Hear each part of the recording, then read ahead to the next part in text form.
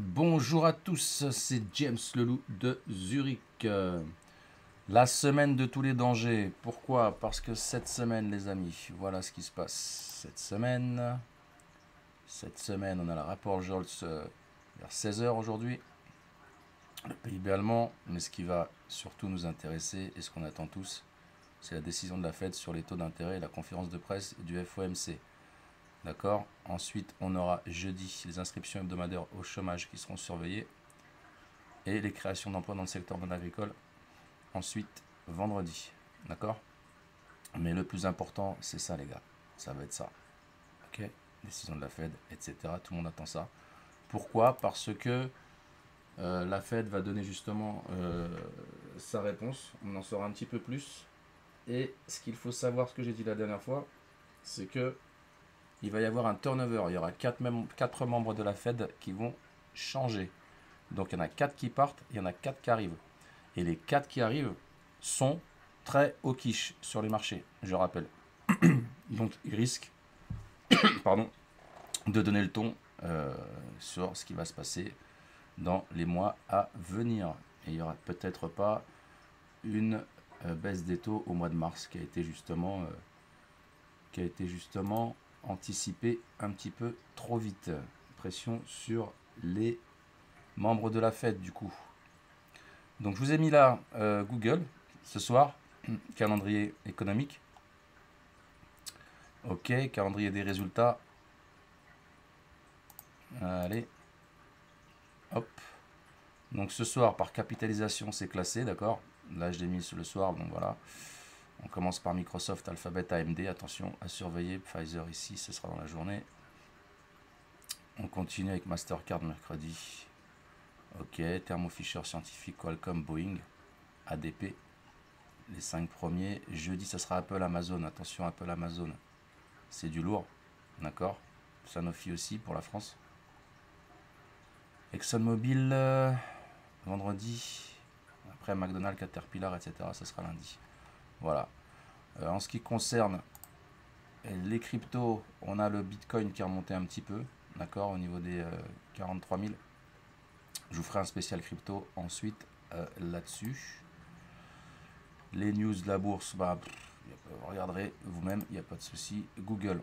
Donc Google, j'ai détecté un deep crab, j'ai fait une alerte du loup hier. Donc techniquement, pour moi, on peut déjà redescendre sur les 148, puis aller chercher 145, et ensuite la moyenne mobile exponentielle 141. Tout est dans la vidéo de l'alerte du loup. Là où je kiffe, bah, c'est ça, c'est ce que j'ai donné depuis le mois de juillet de l'année dernière. Voilà, j'ai dit qu'on allait remonter de toute façon. Regardez Amazon, hein, il y a du jus. Hein. Le plus haut, c'est 189, on est qu'à 161. J'avais dit qu'on allait péter les 147, on est monté à 147, on les a pétés. C'est juste fantastique. Maintenant, qu'est-ce qu'on peut avoir dessus? On peut avoir, pour ceux qui veulent assister à la prochaine conférence, on m'a demandé de refaire la conférence sur les vagues de Wolf et sur Ishimoku et les Gartley. Il n'y a aucun problème. Il n'y a aucun problème. Voilà ce qu'on pourrait avoir. Après, on peut encore monter sur ce niveau-là. On va vérifier ici.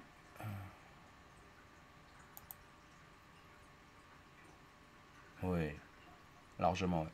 On peut remonter largement sur les 162, 166. D'accord, en extension sur Amazon. Et je vous fais vite fait le Germany. Bah écoutez, il a refait un ATH, hein, vous direz, il a fait un double top même. Et j'ai calculé la dernière fois qu'on pouvait faire 17 100 à voir. Mais les 16 663 sont toujours ouverts, c'est toujours un gap ouvert qu'on peut aller chercher. Soyez attentifs. Ensuite, 16 250 toujours.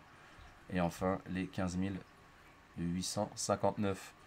Je remets encore le juge de paix ici. Ouais, c'est ça. Je remonte un petit peu, mais ça risque de corriger. Le gaz naturel, bah regardez, il a fait son shark ici, là. Il va redescendre ici. Son shark, là.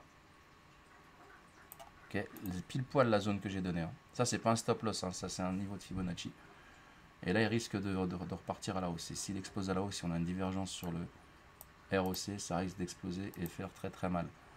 Le pétrole, qu'est-ce que je peux vous dire sur le pétrole? Le pétrole, qu'est-ce qu'il pourrait faire? Il pourrait retracer sur les 74,28 ou alors remonter sur les 81 36 à surveiller. Faites attention, soyez hyper prudent. L'euro USD et l'euro CHF, je vais faire voilà, l'euro USD toujours dans son pour moi triangle ascendant, d'accord, donc on peut remonter, on peut péter tout ça à surveiller. Je suis en weekly, je vais mettre en daily, ce sera moins bon bourg, bon, ça, vous avez déjà compris ce que je voulais. Moi je cherche toujours les 1,12, on verra bien. L'euro CHF était à la cave, j'avais parlé d'un rebond parce qu'on avait une vague de wolf ici, ainsi qu'un shark, d'accord. Ici, 1, 3, 5, 5, casse, 1, 3, on achète. Regardez ce qui s'est passé, c'était juste fantastique. Ici, il y avait un manger. Vous rentriez, bougie de signal ici. Vous rentriez sur celle-ci et on faisait voilà, 1,87, 174 pips. Là, le marché, il corrige, ce qui est normal. Pardon. Ensuite, le dollar. Le dollar, ben, il est toujours sur son point C, le point C de son Deep Crab ici. D'accord. Donc on peut aller encore plus bas, mais en attendant, on est ici. Ça, c'était la zone, je disais, où on pouvait éventuellement shorter. D'accord. Le marché peut encore monter un peu plus haut dans cette zone-là. Voilà. Qu'est-ce que je vous fais? Apple, ça a été fait. Tesla, ah oui, Tesla m'avait demandé Tesla. Bah, Tesla, regardez, on est toujours dans la zone de rebond. On attend, toujours dans la zone de PRZ. On attend. Tesla peut exploser à la hausse. Même si on a une death cross ici, ça peut très bien s'écraser et repartir à la hausse. Ok. Ou alors aller chercher ce gap. Comme je vous avais dit, le gap du 25 janvier 2023. Quoi encore?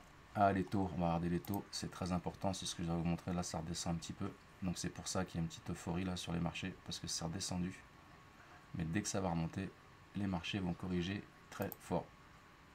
Voilà, ici pareil, le VIX, regardez jusqu'où il est monté le VIX, ah mon petit VIX, regardez où il est monté, 15, il est monté à 15,31 hier, elle est pas belle, mais je vous ai dit, attention, la volatilité porte bien son nom, le S&P. Bah, il est en érection totale là. Ici là, il est en mode Viagra. Vas-y, j'y vais, je fonce, je pète tout. Mais techniquement, on peut redescendre encore sur les 4800. Voilà, ça c'est le S&P. Je vais vous faire le Nasdaq pour David. Là, et pour vous bien sûr. J'ai mon pote David qui est beaucoup sur le Nasdaq. Donc la divergence, bam, ça ne veut toujours pas y aller, hein. Mais il y a la divergence, les gars, elle est là. Hein. Elle est grosse, il y a la vague de Wolf. Il y a tout là, il y a tout qui dit qu'on va redescendre. Hein. Techniquement, il y a tout qui dit qu'on va redescendre. Le reste, c'est que de la macro. D'accord. Voilà, on a un beau M-Star.